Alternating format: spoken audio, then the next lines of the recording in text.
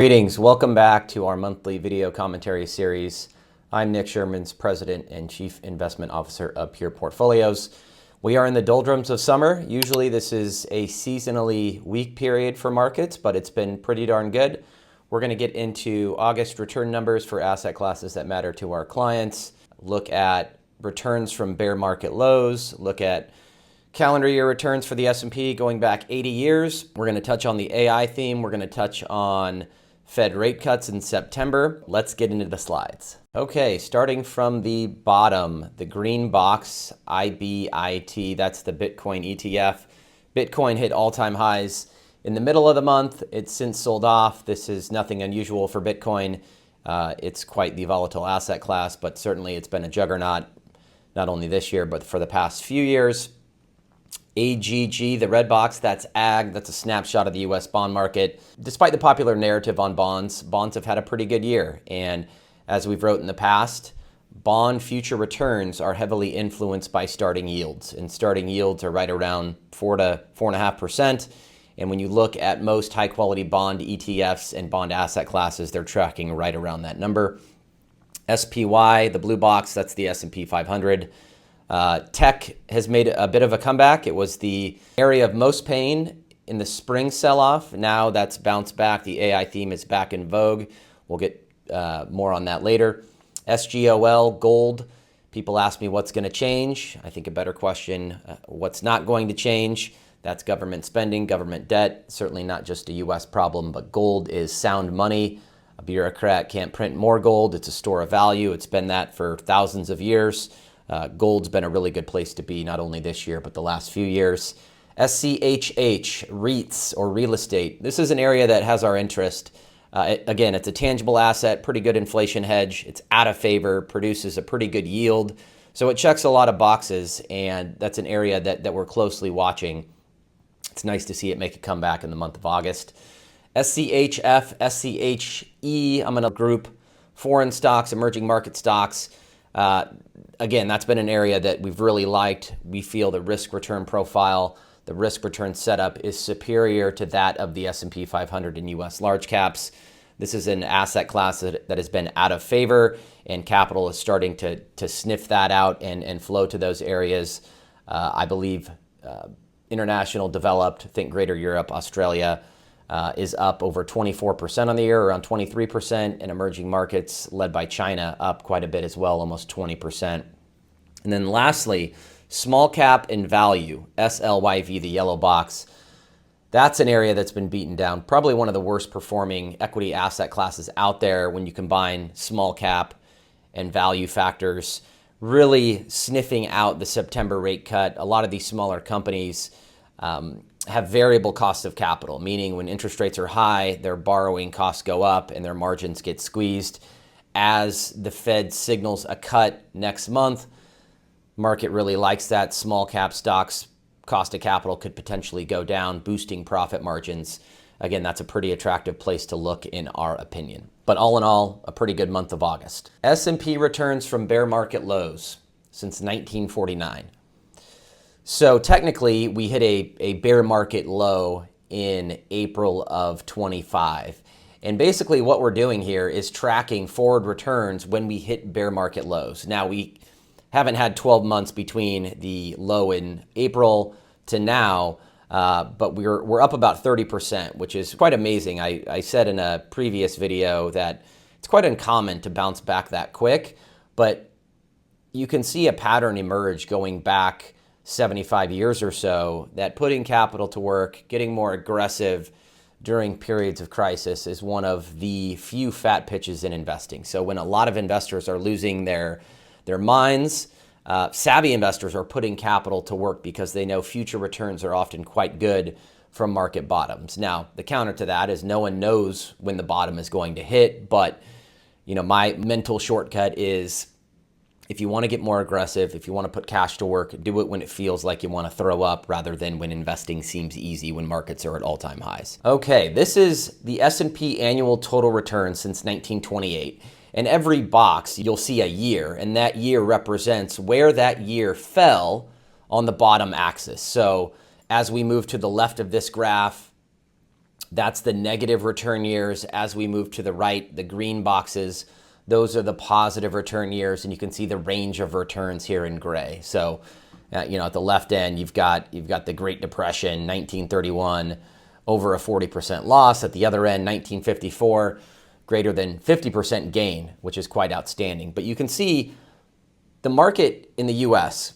large cap stocks has a positive skew, meaning there's more positive instances than negative. And we're blessed to live in a country that is true. If you look at Japan, for example, they just experienced a 40-year period where equity returns were basically flat.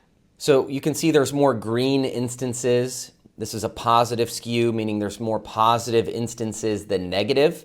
You can see 71 out of 97 years is positive, so 73% positive instance. So you can see 71 out of 97 years, the S&P is positive. And you can see the stack that's the highest, the column that's the highest, is returns between 10 and 20%. So when the market is positive, it tends to be really positive. And when the market is negative, it tends to be between 0 and 10%. So this is a pretty good bet. And I always say it's okay to be a pessimist. It's not okay to stay that way. And in a future post, in next week's post, I'm going to be writing about how pessimism is in. It seems like the YouTube channels, the social media channels that predict doom and gloom, the financial programs on TV that predict doom and gloom are very much in vogue. And when you look at clicks and opens between a more neutral or even a optimistic channel or a negative channel, the negative channel wins out. And I've wrote about this in the past, how people are intoxicated by pessimism. It sounds smart, it sounds sophisticated, but in my opinion, probably the worst sin for an investor to have is to be overly pessimistic, and this graph is a reason why. It seems the Fed is on the verge of a rate cut. So the Fed futures, which is essentially a betting market for smart investors to place wagers on what they think the Fed does next, is overwhelmingly pricing in a rate cut in September. Now, this has created a lot of controversy. This is an inflection point. Anytime the Fed goes from pausing to cutting or pausing to raising, the market gets very worked up. And what we're looking for is Fed action to line up with market expectation. This graph is the market expectation.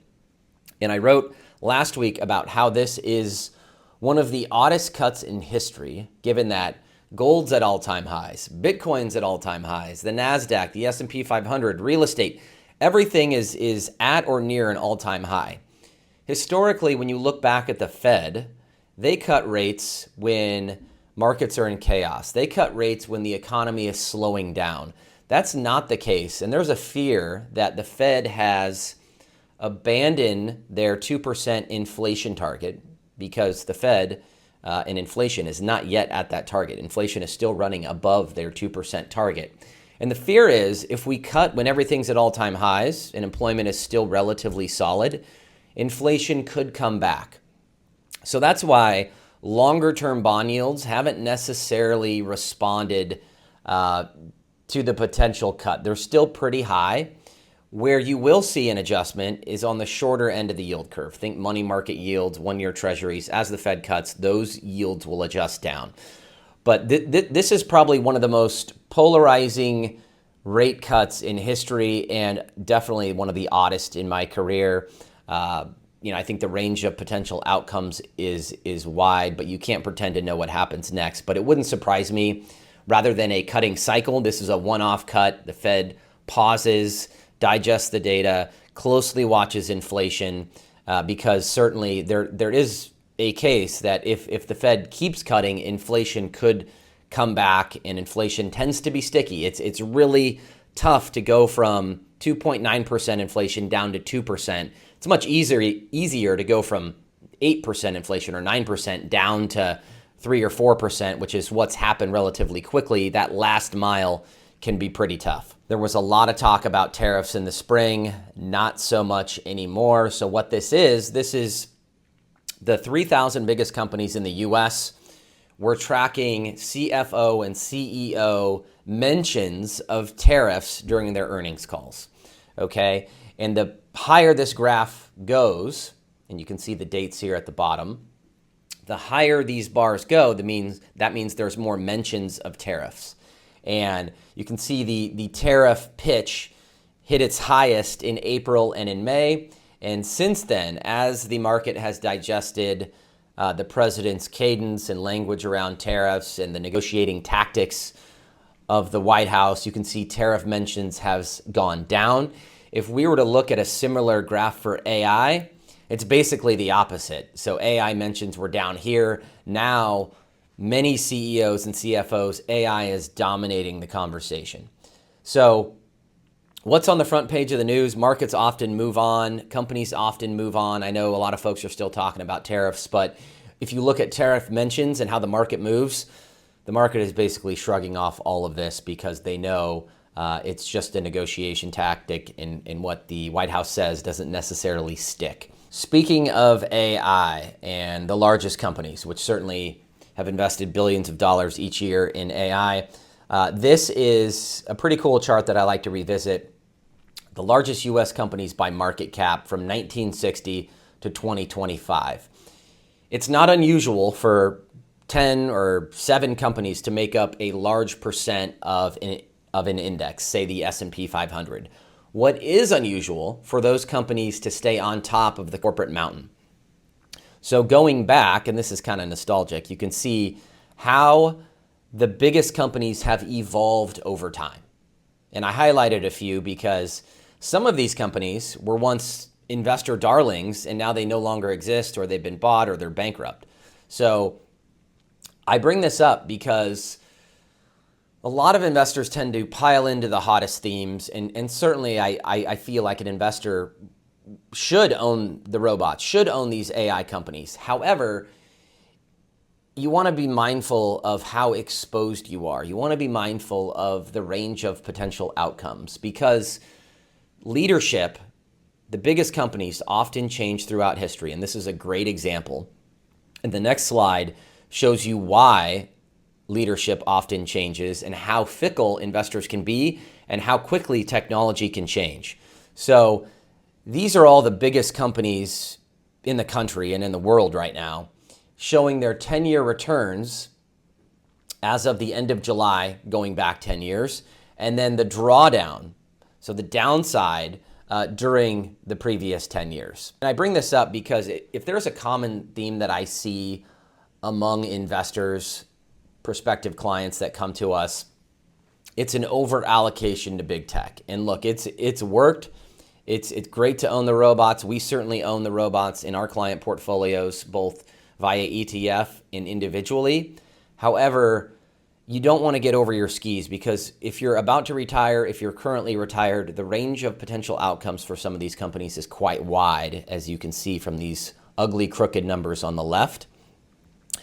And when you're over allocated to an area, that means you're under allocated to other areas. And the areas in which we like, small cap value, real estate, emerging markets, foreign stocks, most investors have no exposure or very limited exposure. So we like to allocate capital to where we think the puck is going rather than where it's been. And I think a lot of investors do the opposite, where they're piling into the most in vogue themes, which you certainly can own, but you don't want to get over your skis. So if you like this video, certainly give us a like, give us a follow. We certainly appreciate the support. If you have any questions about how Pure Portfolios manages client portfolios, how we're different than traditional advisors, feel free to reach out to insight@pureportfolios.com.